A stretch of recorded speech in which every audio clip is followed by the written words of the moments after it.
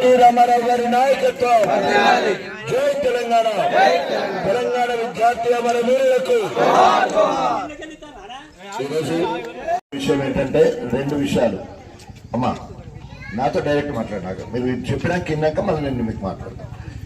దాదాపు 16 నెలల నుంచి కాంగ్రెస్ ప్రభుత్వము నడుస్తూ ఉంది, రేవంత్ రెడ్డి ప్రభుత్వం. మనము ఇక్కడ కడియం శ్రేణిని ఇదే గులాబీ కండువతో గెలిపించినాం. ఆ దొంగ మనములందరినీ కుదబెట్టి కాంగ్రెస్ కు 200 కోట్లకు అమ్ముడు పోయిండు. కడియం శ్రీహరి కడియం శ్రీహరి బిడ్డ ఇద్దరు కలిసి కాంగ్రెస్ పార్టీకి అమ్ముడు పోయింది. దానివల్ల అప్పటి వరకు అనేక పనులు మనకు జరిగినాయి. ఇంటింటికి నల్ల ఇచ్చుకోగలిగినాం. తర్వాత మన ఊర్లో ఉన్న చెరువులు మరమ్మతులు చేసుకోగలిగినాం. పెద్దలు ధర్మారెడ్డి ప్రణాళికలో భాగంగా ఆయన విద్యావేత్త, ఒక కాలేజ్ ప్రిన్సిపల్ నుండి రిటైర్ అయిన తర్వాత ఊరికి ఏదో చేయాలని వారు వచ్చి ఒక ప్రణాళిక తయారు చేసి ఎట్టి పరిస్థితులు నీళ్ళు రావాలని ఒక సందర్భంలో పల్లె రాజశేఖర రెడ్డి గారితో నాతోటి కొట్లాడుకున్నంత పనిచేసి ముఖ్యమంత్రి గారి దగ్గర కూడా పోయి మన ఒక్క గుళ్ళ సాగరం నుంచి వెళ్ళే ఈ రోజు వేలేరుకు నీళ్లు పోతున్నాయి, గుళ్ళ సాగరం నుంచి వెళ్ళే సొడిసెపల్లికి నీళ్లు పోతున్నాయి, గుళ్ళ సాగరం నుంచి వెళ్ళే మల్లి కుదురులకు నీళ్లు పోతున్నాయి. అంటే వారిని పోవడం కాదు, మరి మన ధర్మారెడ్డి గారు గొప్పగా ప్రణాళిక చేశారు. వారు ప్రణాళిక చేసుకుని వచ్చినందుకు పల్లె రాజశేఖర రెడ్డి గారు నేను మా మొదలు మాట్లాడకండి, నేను మళ్ళీ ఆఖరికి మీ ఇంట్లో పోకూడదు తింటే కావాల్సిందిగా మిమ్మల్ని వినని చెప్పి తర్వాత ఆ రకంగా ఈ రోడ్లన్నీ బీటీ రోడ్లు అవ్వడం కావచ్చు, ఇక్కడికి వెళ్ళి మనము పీసరకు రోడ్ వేసుకోవడం కావచ్చు, అదేవిధంగా వెంకటాద్రిపేటకు రోడ్ వేసినా కానీ కాంక్రీట్ వరకు మనదైంది. ఇంకా మిగతాది కావాలంటే ఇప్పుడు కాంగ్రెస్ పైసలు ఇస్తలేదు. ఎందుకంటే అయితే కాంగ్రెస్ బీఆర్ఎస్ పేరు వస్తుందండి. ఈ పనులన్నీ కనుక ఇంటింటికి నల్లిచ్చినాం, తర్వాత 200 ఉన్న పెన్షన్ 2000 చేసినాం, తర్వాత ఒంటరి మహిళలకు పెన్షన్ ఇచ్చుకున్నాం, హెచ్ఐవి పాజిటివ్ ఉన్న రీనల్ ఫెయిల్యూర్ ఉండి డయాలసిస్ చేసిన 2000 రూపాయలు పెన్షన్ ఇచ్చుకోగలిగినాం. అనేక కార్యక్రమాలు. దాంతోపాటు రైతు బంధు పేరు మీద ఎకరాకు 10,000 ఇచ్చుకోగలిగినాం. అదేవిధంగా రైతు బీమా భర్త చనిపోతే 24 గంటలు దాటక ముందే 5 లక్షలు ఇచ్చుకోగలిగినాం. తర్వాత 24 గంటల ఉచిత నాణ్యమైన కరెంట్ ఇచ్చుకోగలిగినాం. తర్వాత మన ఇంట్లో పెళ్ళైతే కళ్యాణ లక్ష్మి పేరు మీద ముందు 75, తర్వాత 1,00,000 రూపాయలు ఇచ్చుకోగలిగినాం. చేసింది నమ్మి నానబోతే పుచ్చిపురాలు అయినాయంటారు కదా. ఇలా కాంగ్రెస్ ను రేవంత్ రెడ్డిని తిట్టడం లేదు. ఎందుకంటే మా అవ్వలందరికీ కూడా ఇట్లా గెలవంగానే మీ ఖాతాలో 2,500 పడతాయి అన్నారు. ఎవరికైనా 2,500 పడ్డాయా? 2,500 పడలేదు. తర్వాత మా అవ్వకు 2,000 పెన్షన్ ఉంటే 4,000 ఇస్తానన్నారు. 4,000 లేవు. తర్వాత బిడ్డకు తులం బంగారం కేసీఆర్ ఓన్లీ 1,00,000 రూపాయలు ఇస్తాడు. నేను తులం బంగారం వచ్చిన తులం బంగారం అన్నాడు. ఇయ్యలే. కాలేజ్ చదివే బిడ్డలకు స్కూటీ కొనిస్తాను అన్నాడు. లేదు. నిరుద్యోగులకు 4,000 రూపాయలు అన్నాడు. వికలాంగులకు 600 అన్నాడు. పిచ్చగాళ్ళకి ఇచ్చినట్టు రైతు బంధు పేరు మీద 10,000 ఇస్తాడు. నేను 15,000 ఇస్తా అన్నాడు. వారకాలకు ఎగబెట్టాడు. వేసంగి ఇప్పటి వరకు మరి ఎవరు కూడా పడ్డ అతి లేదు గతి లేదు. తర్వాత 24 గంటల కరెంటే ఇవాళ ఎండాకాలం మంచిగా పొద్దుదాకా ఉపాధి పోతే ఇంటికల్లా ఫ్యాన్ వేసుకొని పండుకునే పరిస్థితి ఉండే బీఆర్ఎస్ ప్రభుత్వం కేసీఆర్ గారు ఉన్నప్పుడు. మళ్ళా 24 గంటలు ఎక్కడ కూడా కనబడతలేదు. తర్వాత పొలాలన్నీ ఎండిపోయిన పరిస్థితి చూస్తున్నాం వచ్చిన కరెంటు తోటి. సో ఈ రకంగా తర్వాత రైతు చనిపోతే మనం 5 లక్షల రూపాయలు ఇచ్చినాం. ఇప్పుడు ప్రీమియం కట్టలేక రైతు చనిపోతే వీధిలో పడే పరిస్థితి, ఆ పైసలు వచ్చే పరిస్థితి లేదు. ఏదన్నా ఒక్క పని చేసిందంటే ఏ ఒక్క పని కూడా రేవంత్ రెడ్డి చేయలేదు కాబట్టి నమ్మించి మోసం చేశాడు. మరి కడియం శ్రేణి గలాంటి దొంగ పార్టీకి పనులు చేయని పార్టీకి పోయి ఏమంటాడు, నేను అభివృద్ధి కోసం పోయినని చెప్తాను. కానీ ఆయన బిడ్డ ఆయన 200 కోట్ల రూపాయలకు అమ్ముడు పోయి మనందరినీ కుదబెట్టి మనం ఎవరెవరైతే బీఆర్ఎస్ పార్టీ వాళ్ళము ఓట్లేసి గెలిపించినామో కడియం శ్రేణి గెలిపిస్తే మనందరినీ కుదబెట్టి 200 కోట్లకు కాంగ్రెస్ కు అమ్ముడు పోయిండు. ఆయన బిడ్డ కోసము మారిండే తప్ప కాంగ్రెస్ లకు మన కోసం మారలే. మనకు ఒక్క పని కూడా చేయలే. మొన్న అన్ని మొత్తము మండలంలో చిన్న విలేజ్ ఏ ఊరు తీసుకున్నారు కదా, శాలపల్లి ఊరు తీసుకున్నారు. అంటే మొత్తం ఎక్కడ ఇయ్యలే. 26వ తారీఖు నాడు మండలం మొత్తంలో చిన్న ఊరు శాలపల్లి అని నండిస్తా అన్నాడు. అక్కడ కూడా ఇల్లు ఇయ్యలేదు, రేషన్ కార్డు ఇయ్యలేదు, రైతు రుణమాఫీ పూర్తి కాలేదు, రైతు భరోసా పేరు పెట్టిండు, రైతు బంధు ఇయ్యలేదు. తర్వాత ఎక్కడ కళ్యాణ లక్ష్మి స్కూటర్ ఇయ్యలేదు, బిడ్డలకు చదువుకునే పిల్లలు స్కూటర్ ఇయ్యలేదు, కళ్యాణ లక్ష్మి చేసుకున్న తులం బంగారం ఇయ్యలేదు. కాబట్టి ఈ రోజు కాంగ్రెస్ నమ్మించి నిండా వచ్చింది. ఇది అంటారు కదా, ఏరు దాటే వరకు ఓడమల్లన్న, ఏరు దాటగానే బోడమల్లన్న.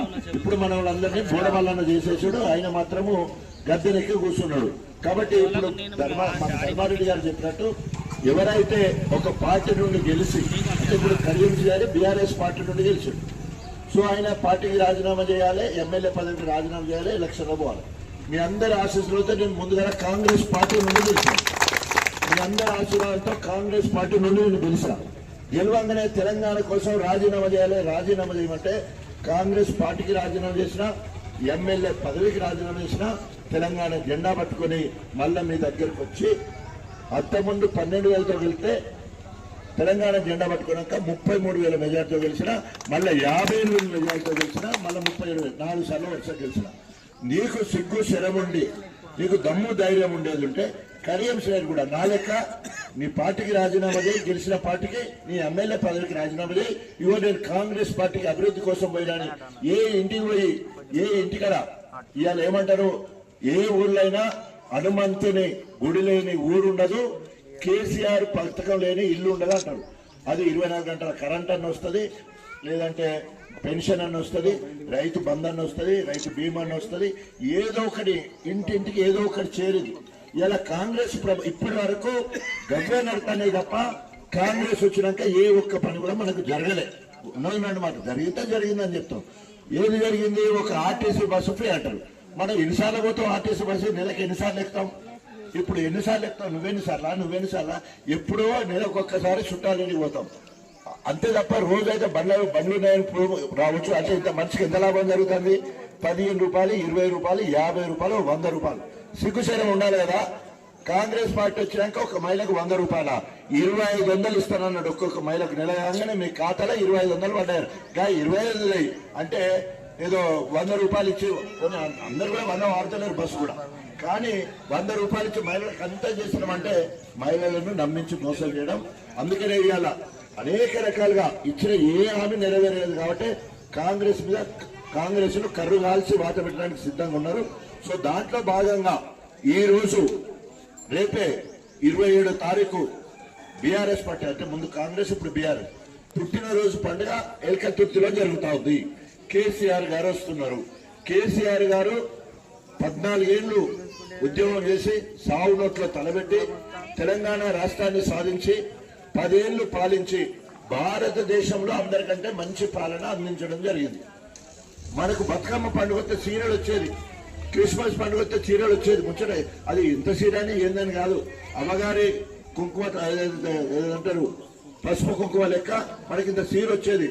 ముస్లింలకు తిరుపతిలో ఉంటే వాళ్లకు రంజాన్ పండుగ వస్తే చీర వచ్చేది, క్రిస్మస్ ఉంటే క్రిస్టియన్లకు చీరలు వచ్చేది, బతుకమ్మ వస్తే అందరికి చీర వచ్చేది, రేషన్ కార్డు ఉన్న వాళ్ళందరికీ. ఏమి లేదు, అన్ని బంద్ అయిపోయినాయి. సో కాబట్టి ఇవన్నీ విషయాలు కేసీఆర్ గారు 27వ తారీఖు 25 సంవత్సరాల పుట్టినరోజు, అంటే 24 పూర్తి చేసుకుని 25వ సంవత్సరం పుట్టినరోజు జరుగుతున్నాం. ఆ పుట్టినరోజు వేడుకలకు మనం అందరం కూడా ఉత్సాహంతో, ఉల్లాసంతో, ఈ రోజున్న ఉత్సాహంతో మనకి ఎంతమంది అయితే రావాలనుకుంటారో అంతమందికి వాహనాలు సమకూర్చడం జరిగింది. దయచేసి 3:30 ప్రాంతాలు 3 గంటలకు మళ్ళీ ఒక కొబ్బరికాయ కొట్టి మళ్ళీ మీరు కూడా ఒకసారి జెండా ఎత్తి ఇక్కడే పనులన్నీ రెడీ చేసుకుని ఇక్కడి నుంచి బయలుదేరి మరి ముప్పారము, దేవునూరు, తర్వాత మనము ముందు అక్కడ దామెర వస్తుంది, ఆంచెల్లి ఎల్కతుర్తి. సో అక్కడికి పోయి అందరికంటే ముందు వరుసలో మనం కూర్చోవాలి. కేసీఆర్ అనేది ఏంటంటే గణపురం దగ్గర కాబట్టి నేను గణపురంలో వచ్చిందా అంటే అందరూ జై తెలంగాణ, జై కేసీఆర్ అని చెప్పేసి అనాలని చెప్పేసి కేసీఆర్ ఎదురు చూస్తా ఉన్నాడు. మనకు రేపు రాబోయే ఇప్పటి వరకు 10 ఏళ్ళు ఉంటే కన్ని గొప్ప పనులు చేశాడు.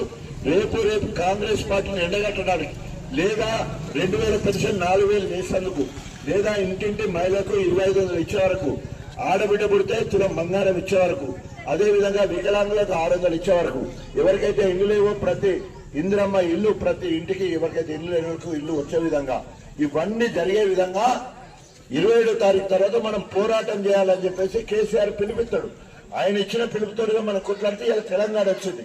ఎట్లా కర్రు కాల్చి కాంగ్రెస్ కు వాత పెడితే వాళ్ళు ఎట్లా 2500 ఇయ్యరో, ఎట్లా తులం బంగారం ఇయ్యరో, ఎట్లా 400 పెన్షన్ ఇయ్యరో, ఎట్లా ఆడబిడ్డ చదువుకున్న బిడ్డలకు స్కూటీ ఇయ్యడం, రైతులకు 1500 ఇస్తానన్నాడు, ఆఖరికి 1200 మొత్తంగా పెట్టేసిన కార్యక్రమం.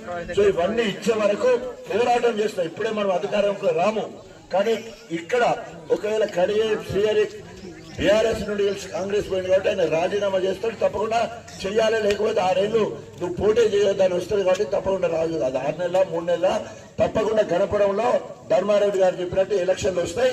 మీ అందరి ఆశీర్వాదంతో 4 సార్లు గెలిచిన 5వ సారి కూడా గెలుస్తాం. మనం తప్పకుండా 6 నెలలు గెలుస్తాం. కానీ ప్రభుత్వం వచ్చేది 27-28లో 2028లో తప్పకుండా మళ్ళీ కేసీఆర్ గారు ముఖ్యమంత్రి అవుతారు.